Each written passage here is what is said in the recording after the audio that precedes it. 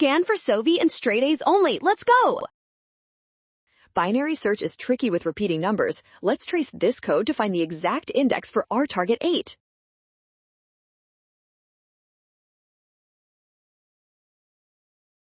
First, we set start at 0 and end at 7. The first midpoint calculation gives us 3. Since the value at index 3 is 4, our target 8 is definitely larger.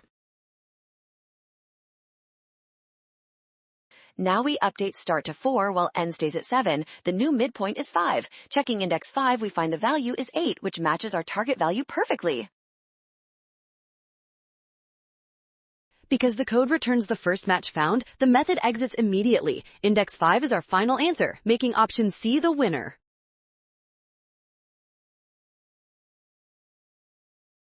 Well done! Scan the code to learn with Sovi. Avoid the rush and watch signs. Trust the code and check your steps carefully.